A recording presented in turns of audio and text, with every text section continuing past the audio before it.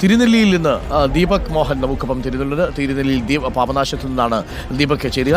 Deepak, good morning. Deepak, വയനാട്ടിൽ എങ്ങനെയാണ് രാവിലെയുള്ള മഴ ബലിതർപ്പണത്തിന് ഏതെങ്കിലും തരത്തിൽ തടസ്സമുണ്ടാക്കിയിട്ടുണ്ടോ? നല്ല വഴിക്കലുള്ള പ്രദേശമാണ്, പ്രത്യേകിച്ച് പാപനാശത്തോട്ട് പോകുന്ന വഴിയിൽ പാപനാശത്ത് നീരൊഴുക്കുണ്ടെന്ന് തോന്നുന്നു. കൃത്യമായ ക്രമീകരണങ്ങളുണ്ട്. വലിയ മഴയുണ്ടോ രാവിലെ തന്നെ?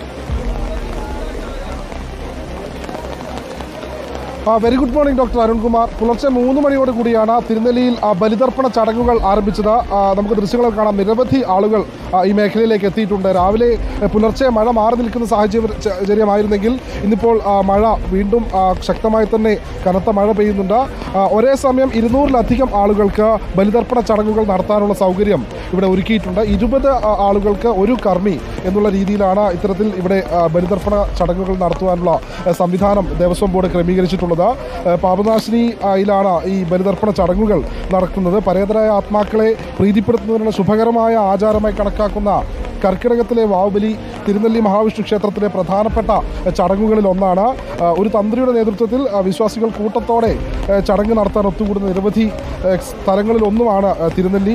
വഴിപാടുകൾ പരമ്പരാഗതമായി അർപ്പിക്കുന്നത് പുണ്യനദിയായ ഈ പാപനാശിനിയിലാണ് നൂറുകണക്കിന് വിശ്വാസികൾ ബലിതർപ്പണ ചടങ്ങുകൾക്കായി ഇവിടെ എത്തിയിട്ടുള്ളത്. ദണ്ഡനമസ്കാരം ചെയ്ത വെള്ളവും ത്യൂലിയും അരിയും ദർഭയും ഉപയോഗിച്ച് പിണ്ടം സമർപ്പിച്ച് ആനുകാലിക മന്ത്രങ്ങൾ ഓർമ്മപ്പെടുത്തിക്കൊണ്ടാണ് ബലിയിടൽ ചടങ്ങ് മുന്നേറിക്കൊണ്ടിരിക്കുന്നത്. രാവിലെ മുതൽ ആരംഭിച്ചിരിക്കുന്നു. നിരവധി ആളുകൾ ഈ മേഖലയിലേക്ക് എത്തിയിട്ടുണ്ട്. സാധാരണഗതിയിൽ ഉള്ള തിരക്കിനെ അപേക്ഷിച്ച് ഇത്തവണ തിരക്ക് വളരെ കുറവാണ്. പാപനാശിനിയിൽ ഈ മേഖലയിൽ പാപനാശിനിക്ക് സമീപമൊക്കെ തന്നെ വനം വകുപ്പും ഫയർഫോഴ്സും പോലീസ് ഉദ്യോഗസ്ഥരും ഒക്കെ സുരക്ഷാ വയനാട്ടിലേക്ക് എത്താൻ ആളുകളെ ഒരുപക്ഷെ പിന്തിരിപ്പിച്ചിട്ടുണ്ടാവാനാണ് സാധ്യതയുള്ളത്. സാധാരണ വലിയ തിരക്കാണ് പാപനാശത്ത് തിരുനെല്ലിയിലും അനുഭവപ്പെടുന്നത്. Thank you.